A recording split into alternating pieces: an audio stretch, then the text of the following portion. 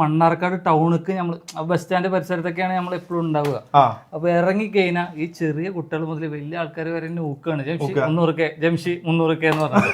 അപ്പൊ ആ ഒരു അടങ്ങാറിലാണ്. അപ്പൊ അതുകൂടിയും എനിക്ക് പറയാനുള്ളത് എന്താ പറയണല്ലോ.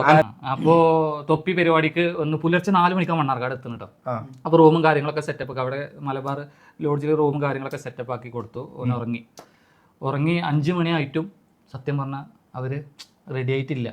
5 മണിക്ക് എനിക്ക് മണ്ണാർക്കാട് അവിടെ പബ്ലിക്കിലുള്ള ആൾക്കാർ ഇങ്ങനെ വിളിച്ചുകൊണ്ടിരിക്കുക, എവിടെ നിങ്ങളെന്താ ആളാക്കിയതാണോ അങ്ങനെ എങ്ങനെയെന്ന് പറഞ്ഞിട്ട് ഓരോരുത്തർ വിളിച്ച് തെറി പറഞ്ഞുകൊണ്ടിരിക്കുക എനിക്ക്. അപ്പൊ ഇപ്പൊ 5, 5:30, 5:45 ഏകദേശം 6 മണി ടൈമായി. ഒന്നുമില്ല, മൂപ്പര് റൂമിൽ നിന്ന് ഇറങ്ങി. മൂപ്പരെ കൂടെ ബാക്കിൽ കാറിൽ ഞാൻ, മൂപ്പരെ വണ്ടിയിൽ ആ പരിപാടി വരെ ഞാൻ അവിടെ ആ പരിപാടിന്റെ ഫ്രണ്ടിലേക്ക് എത്തി. മൂപ്പര് ഇറങ്ങി മൂപ്പരെ സ്റ്റേജിലേക്ക് എത്തിച്ചത് വരെ നമ്മളാണ്. മൂപ്പരെ ഗ്യാങ്ങിന് തൊപ്പിയുടെ ഗ്യാങ്ങിന് സ്റ്റേജിലേക്ക് എത്തിച്ചത് വരെ നമ്മളാണ്. പിന്നത്താണ് കാര്യങ്ങൾ. പിന്നെ നിങ്ങൾ കണ്ടില്ലേ ഇതുവരെ കാര്യങ്ങളൊക്കെ ഇതുവരെ ചെയ്തിട്ട് ഇത്രയും ഇന്ന ബ്ലോഗറാക്കിയ മണ്ണാർക്കാട് അങ്ങാടിക്കാരെ മുമ്പിൽ എന്നോട് നല്ല രീതിയിൽ ഓന് നോക്കി. അപ്പൊ ഞാൻ ഉള്ള കാര്യം പറയാലോ ഓൻ വന്ന് എനിക്ക് ഏകദേശം 250 സംതിങ് K ആയിരുന്നു. ഇപ്പൊ ഏകദേശം 298K ലെവലിലേക്ക് എത്തിക്കുന്നു. 300K ഇപ്പൊ ഈ ദിവസങ്ങളിലാവാൻ പോവാണ്. അപ്പൊ സത്യം പറഞ്ഞാൽ എനിക്ക് ഭയങ്കര സന്തോഷമായിട്ടുള്ളൂ.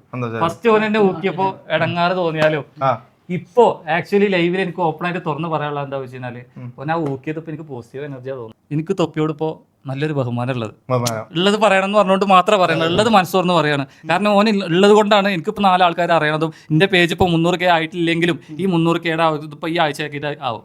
അത് ഓന് കൊടുന്ന് വന്ന് വെച്ച് തന്നതാണെന്നുള്ളത് എനിക്ക് പിന്നെയാണ് ഓടിയത്.